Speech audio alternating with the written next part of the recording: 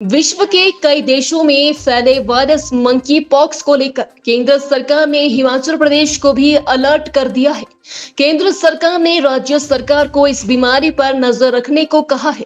केंद्र सरकार ने राज्य सरकार को स्पष्ट किया है कि प्रदेश में अगर किसी में भी मंकी पॉक्स के लक्षण दिखाई देते हैं तो इसकी सूचना तुरंत दे और इलाज शुरू करे, जिसको लेकर सोलन का क्षेत्रीय अस्पताल भी पूर्ण रूप से तैयार दिख रहा है। सभी चिकित्सकों को हाई अलर्ट पर रखा गया है। उन लोगों पर भी नजर रखी जा रही है जो मंकी पॉक्स से संक्रमित देशों से यात्रा कर यहां आए हैं। आपको बता दें कि दुनिया के कई देशों में तेजी से फैल रही इस बीमारी ने केंद्र के साथ साथ राज्य सरकार की चिंता भी बढ़ा दी है। प्रदेश में अभी मंकी पॉक्स का कोई मामला नहीं है। अधिक जानकारी देते हुए जिला स्वास्थ्य अधिकारी डॉक्टर अमित रंजन ने बताया कि मंकी पॉक्स वायरस एक मानव चेचक के समान एक दुर्लभ वायरस संक्रमण है। 1958 में यह पहली बार शोध के लिए रखे गए बंदरों में पाया गया था। इस वायरस का पहला मामला 1970 में रिपोर्ट किया गया है। उन्होंने बताया कि पहले यह रोग अफ्रीका में ही पाया जाता था, लेकिन अब यह रोग यूरोपियन देशों में भी फैल रहा है। उन्होंने बताया कि जो भी व्यक्ति इन देशों से आ रहा है उसे आइसोलेट होने निर्देश दिए जा रहे हैं। उन्होंने कहा कि क्योंकि यह रोग मानव से मानव में फैल सकता है, इसलिए यह खतरनाक है। जो भी व्यक्ति बाहरी देशों से आ रही हैं, उन्हें 21 दिनों तक पृथक रहने की आवश्यकता है। जो भी व्यक्ति उसकी निगरानी कर रहा है, उसे बेहद सावधानी रखने की आवश्यकता है। मंकी पॉक्स एक वायरल इलनेस है जो कि जूनोटिक डिजीज है, मतलब एनिमल्स से ह्यूमंस में आई और फिर ह्यूमन से ह्यूमन में इसका ट्रांसमिशन हो सकता है। और कुछ कंट्रीज़ में, जैसे अफ्रीकन कंट्रीज़ में ये एंडेमिक है, मतलब कि वहाँ पर इसके केसेस मिलते रहते हैं। लेकिन अभी जो आउटब्रेक्स हुई हैं इसकी, वो आउटब्रेक्स नॉन एंडेमिक कंट्रीज़ में हुई हैं, यूरोपियन कंट्रीज़ में। अब अगर उन कंट्रीज़ से ट्रैवल की हिस्ट्री है किसी व्यक्ति की और उसमें कुछ सिम्टम्स आ जाते हैं तो उसको हम मंकी पॉक्स सस्पेक्ट मानते हैं। और मंकी पॉक्स जो सस्पेक्ट है उसको 21 दिन कम से कम उसका आइसोलेशन पीरियड रहेगा, उसको आइसोलेट करना पड़ेगा।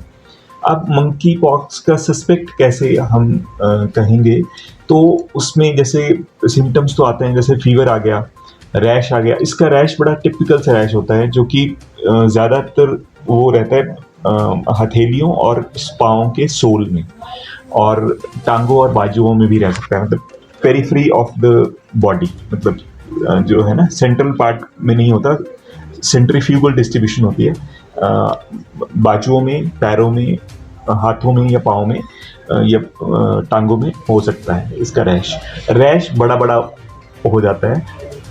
वो जो रैश है वो इन्फेक्टिव होता है। वो अगर दूसरा व्यक्ति उस क्लोज कांटेक्ट में आ जाएगा तो उनको वो होने के चांसेस हो जाएंगे। वैसे ये रेस्पिरेटरी ड्रॉपलेट से फैलता है, लेकिन क्योंकि बड़ी ड्रॉपलेट्स चाहिए इसके लिए ज़्यादा लंबा कांटेक्ट चाहिए होता है। उस पेशेंट के साथ लंबा कांटेक्ट है, अगर लंबी कांटेक्ट हिस्ट्री है तो ये फैलने के इसके चांसेस रहते हैं।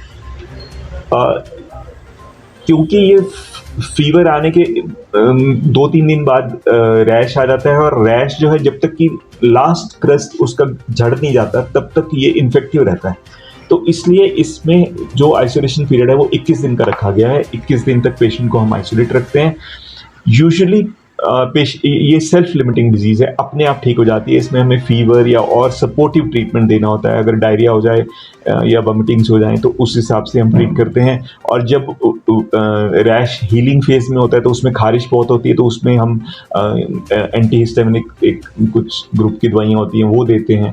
तो सपोर्टिव मेजर्स रहते हैं। और कॉम्प्लिकेशंस के लिए हमने देखना होता है कि पेशेंट को कॉम्प्लिकेशंस तो नहीं हो रही हैं, लाइक कोई निमोनिया में तो नहीं जा रहा है पेशेंट, या उसका यूरिन आउटपुट तो नहीं कम हो रहा है, या आई में उसको दिखने में तो नहीं प्रॉब्लम हो गई है कि कॉर्निया इन्वॉल्व हो गया। तो इस तरह से हमें उसका पेशेंट का फॉलोअप करना पड़ता है। लेकिन जो भी व्यक्ति इसका फॉलोअप करे या जो साथ में रहता है उसको हम ये कहेंगे कि वो जो पूरी तरह से अपना प्रॉपर गाउन पहने, 2 पेयर्स ग्लव्स के पहने और अपना गॉगल्स लगाए और उसके बाद ही पेशेंट के पास जाना चाहिए, नहीं तो इसके फैलने के चांसेस जो हैं वो रहेंगे।